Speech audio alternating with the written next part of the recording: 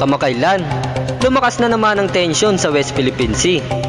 Habang tumitindi ang banggaan ng mga barko ng China at Pilipinas, marami na ang nag-aalala.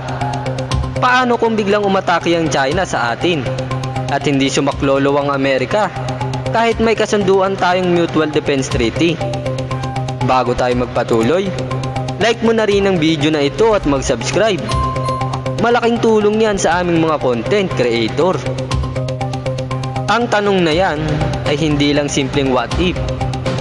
Ito ang eksaktong sitwasyon na kinatatakutan ng buong Southeast Asia.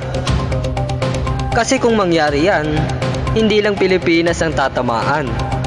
Pati mismong kredibilidad ng Amerika bilang superpower ay guguho. Pero bago ang lahat, ano nga ba talaga ang laman ng Mutual Defense Treaty?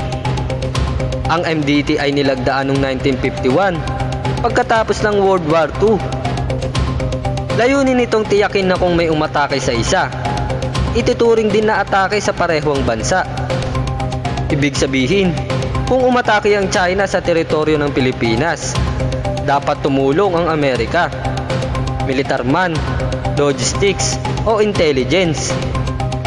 Ngunit ang tanong, paano kung hindi tumulong ang Amerika kung umatake ang China? Paano kung nagdesisyon ng Washington na observe muna habang tinatamaan ng missile o sinasalakay na ang ating mga base? Una, babagsak ang credibility ng Amerika.